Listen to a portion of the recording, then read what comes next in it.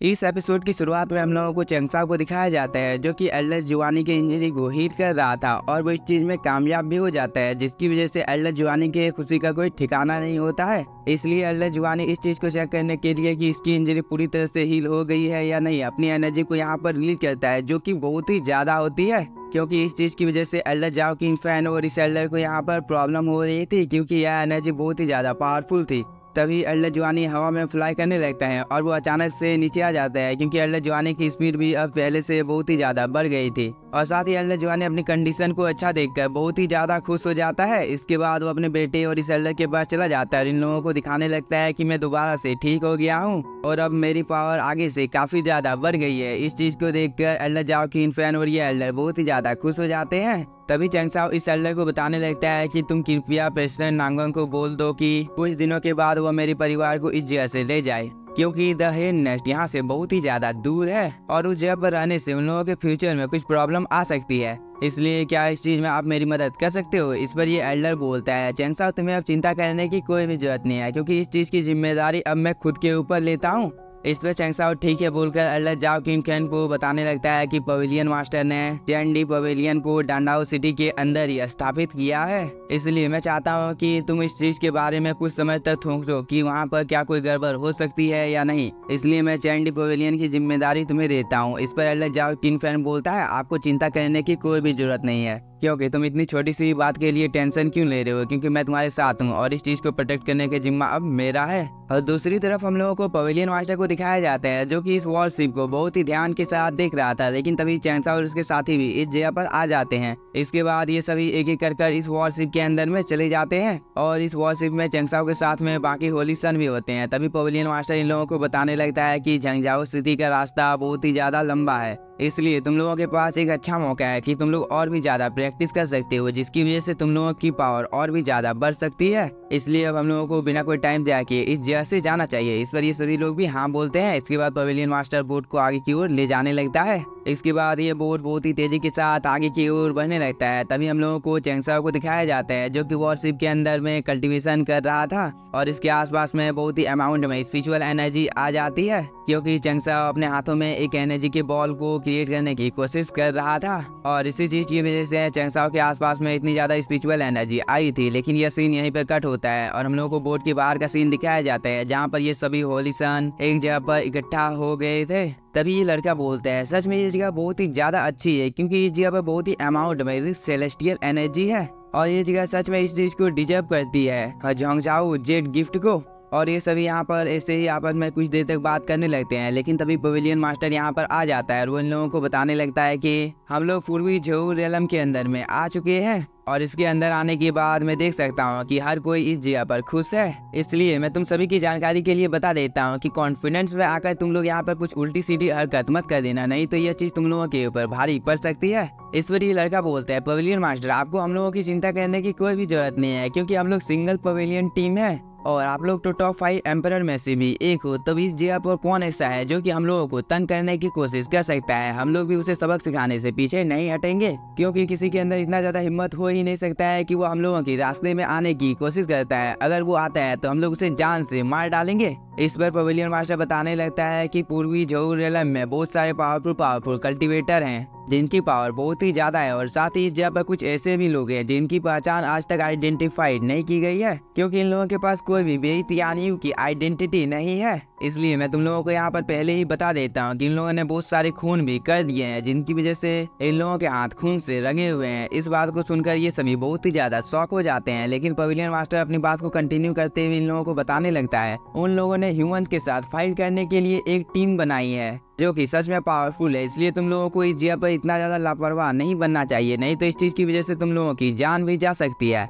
और मुझे उम्मीद है कि मैंने यहाँ पर जो कुछ भी आप लोगों को बोला है वो सब कुछ आप लोगों को समझ में आ गया होगा, और नहीं आया है तो मैं बस तुम लोगों को इतना कहना चाहता हूँ कि तुम लोग कोई भी ऊंच नीच हरकत मत करना। इस पर ये सभी भी हाँ बोलते हैं। इसके बाद वो सिर्फ बहुत ही तेजी के साथ आगे की ओर बढ़ने लगता है और दूसरी तरफ हम लोगों को एक बहुत ही ज्यादा खतरनाक जगह को दिखाया जाता है जहाँ पर चारों ओर वॉरशिप टूटकर बिखरा हुआ था और यह जगह दिखने से बहुत ही ज्यादा खतरनाक लग रही थी। तभी इस चीज को और भी ज्यादा डरावना बनाने के लिए यहाँ पर एक थंडर स्ट्राइक हो जाती है जिसकी वजह से यह जगह दिखने से और भी ज्यादा डरावना लगने लगता है। तभी होली सन इस जगह को देखकर थोड़ा सा शॉक होता है और वो बोलता है आखिरकार ये कौन सी जगह है जहाँ पर हम लोग आ चुके हैं, क्योंकि यह जगह दिखने से तो बहुत ही ज्यादा खतरनाक है। इस पर पवेलियन मास्टर इन सभी लोगों को अलर्ट रहने के लिए बोलता है और इस जगह के बारे में बताने लगता है कि इस जगह को इमोर्टल सी कहा जाता है और ये पूर्वी जोई डायनेस्टी का सबसे ज्यादा खतरनाक प्लेस में से एक है, क्योंकि इस जगह पर जो तुम लोग अपने आंखों के सामने इमोर्टल सी देख रहे हो वो अक्सर बहुत ही बड़ी बड़ी तबाही यहाँ पर लाती है, जिसकी वजह से जितने भी वॉरशिप यहाँ पर आते हैं उन सभी को डिस्ट्रॉय होने से कोई भी नहीं बचा पाता है। तभी इस सी में एक जगह पर हलचल होने लगती है और इसके अंदर से एक बहुत ही बड़ा जाइंट हैंड बाहर निकल कर आ जाता है। इस चीज को पवेलियन मास्टर देखकर थोड़ा सा शॉक हो जाता है, क्योंकि ये जाइंट हैंड बहुत ही ज्यादा बड़ा था और वो बहुत ही तेजी के साथ इन लोगों की वॉरशिप को कुचलने के लिए आगे बढ़ने लगता है। इस चीज को देखकर ये सभी होली सन बहुत ही ज्यादा शॉक हो जाते हैं, क्योंकि ये सभी अपनी मौत अपनी आंखों के सामने देख पा रहे थे। और दूसरी तरफ हम पवेलियन मास्टर को देखते हैं जो कि इस जाइंट हैंड को देखकर बोलता है वॉरशिप को कोई भी नुकसान नहीं पहुंचा सकता है। इसके बाद वो यहाँ पर एक प्रोटेक्टिव बैरियर को बना देता है जो कि वॉरशिप को चारों ओर से घेर लेता है। और साथ ही यहाँ पर पवेलियन मास्टर अपने किसी सीक्रेट टेक्निक का यूज कर रहा था, जिसकी वजह से जो वॉरशिप होता है उसका साइज बहुत ही ज्यादा छोटा हो जाता है। इसके बाद पवेलियन मास्टर उसे अपने सोल सी में रख लेता है, जिसकी वजह से चैंगसा और उसके सभी साथी एक अलग ही जगह पर पहुंच गए थे। दूसरी तरफ हम पवेलियन मास्टर को देखते हैं जिसने यहाँ पर एक बहुत ही ज्यादा पावरफुल फॉर्मेशन बना लिया था ताकि वो इस जाइंट हैंड को इस जगह पर डिस्ट्रॉय कर सके। इसके बाद पवेलियन मास्टर एक बहुत ही ज्यादा पावरफुल अटैक इस जाइंट हैंड के ऊपर कर देता है ताकि वो इसे रोक सके, लेकिन ये जाइंट हैंड भी बहुत ही ज्यादा पावरफुल होता है और वह धीरे धीरे आगे बढ़ने की कोशिश करता है। लेकिन पवेलियन मास्टर का अटैक कुछ ज्यादा ही पावरफुल होता है, जिसकी वजह से यहाँ पर एक बहुत ही बड़ा ब्लास्ट होता है और इस चीज की वजह से इन सभी को थोड़ी सी प्रॉब्लम होती है। तभी पवेलियन मास्टर इस इमोर्टल सी को बोलता है आखिरकार तुम्हारी इतनी ज्यादा हिम्मत हो गई कि तुमने यहाँ पर मेरे वॉरशिप को रोकने की कोशिश की है, इस चीज का अंजाम तो तुम्हें यहाँ पर चुकाना होगा। और जिस किसी ने भी यहाँ पर ऐसा करने की कोशिश की है अगर वो मेरे सामने नहीं आता है तो मैं उसे जान से मार डालूंगा। इस बात को सुनकर यहाँ पर कोई हंसने लगता है। इसके बाद ये बोलता है तुम लोगों के रास्ते को रोकने वाला एक मास्टर है जिसे हडांगो जाइंट के नाम से जाना जाता है, शायद से तुम लोगों ने मेरा नाम पहले भी कहीं सुना होगा। लेकिन इस बात को बहुत ही ध्यान के साथ चैंगसा सुन रहा था और वो अपने आसपास में इस आदमी को ढूंढने लगता है। लेकिन तभी ये आदमी अपनी बात को कंटिन्यू करते हुए इनको बताता है तुम लोग डांगो कंपटीशन में पार्टिसिपेट करने वाले एक टीम हो, लेकिन तुम लोगों की किस्मत आज बहुत ही ज्यादा खराब है, क्योंकि तुम लोगों की मुलाकात आज मुझसे हो गई है। इसलिए आज इस जगह पर तुम लोगों का मरना तय है, क्योंकि तुम लोग अपने आसपास के नज़ारे को देखकर इस चीज को समझ गए होगे और तुम लोगों की किस्मत तो आज बहुत ही ज्यादा खराब है। इस पे पवेलियन मास्टर बोलता है मैं तुम्हारी जानकारी के लिए बता देता हूँ कि हम लोग बीटियान युंगडाओ है, इसलिए तुम्हारे लिए अच्छा ये होगा कि तुम हम सभी लोगों को इस जगह से जाने दो, और अगर तुमने इस जगह से हम लोगों को जाने नहीं दिया तो यह चीज तुम्हारे लिए बहुत ही ज्यादा बुरा होने वाला है, क्योंकि मैं तुम्हें खुद अपने हाथों से जान से मारने वाला हूँ। इसके बाद मैं हमेशा के लिए तुम्हें कैद कर डांगों में रख दूंगा। इस बात को सुनने के बाद ये सभी लोग सामने की ओर आ जाते हैं, यहाँ पर हंसने लगते हैं। तभी ये आदमी बोलता है मुझे नहीं लगा कि बेटियान युआन पवेलियन भी इस जगह पर आ सकता है, लेकिन तुम लोगों की किस्मत आज खराब है, इसलिए मैं कुछ भी नहीं कर सकता हूँ, क्योंकि तुम लोग एक बहुत ही बड़ी मछली हो जिसकी वजह से हम लोगों को बहुत ही ज्यादा बेनिफिट मिल सकता है। इसके बाद ये आदमी अपने साथियों को इन लोगों के ऊपर अटैक करने के लिए भेज देता है। इधर इस बात को सुनने के बाद पवेलियन मास्टर को बहुत ही ज्यादा गुस्सा आ जाता है और वो फाइट के लिए बिल्कुल तैयार हो जाते हैं। तभी ये सभी भी इन लोगों के ऊपर अटैक करने के लिए आ जाते हैं, लेकिन पवेलियन मास्टर एक स्पिरिचुअल अटैक इन लोगों के ऊपर कर देता है जो कि बहुत ही ज्यादा पावरफुल होता है, जिसकी वजह से यहाँ पर कुछ लोगों की मौत हो जाती है। इस चीज को देखकर इस आदमी को बहुत ही ज्यादा गुस्सा आ जाता है,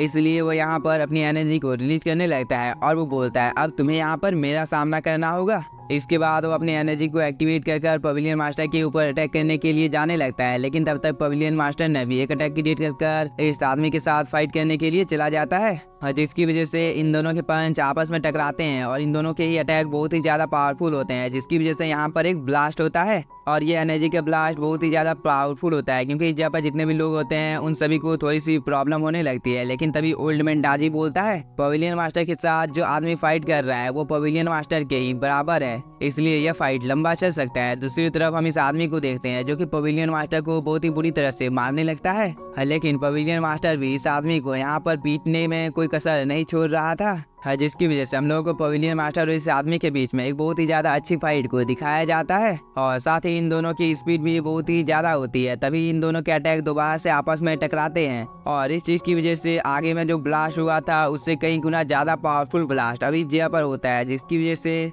ये लड़की बहुत ही ज्यादा शॉक हो जाती है, क्योंकि इन दोनों के अटैक बहुत ही ज्यादा पावरफुल थे और दूसरी तरफ इन दोनों में से कोई भी हार मानने का नाम नहीं ले रहा था, इसलिए वो इस फाइट में चीटिंग करता है। लेकिन इस चीज़ के बारे में चेंग साओ और इसके साथियों को पता चल गया था और टाइम रहते ही पवेलियन मास्टर को इन लोगों ने सावधान कर दिया था। लेकिन इसी के साथ हम लोगों का ये एपिसोड हो जाता है खत्म। तो अगर आप लोगों को एपिसोड पसंद आया होगा तो चैनल को सब्सक्राइब कीजिए और वीडियो को लाइक। और इतने दिनों से मास्टर का वीडियो इसलिए नहीं आ रहा था क्योंकि इसके एपिसोड नहीं आ रहे थे, तो प्लीज सपोर्ट मी।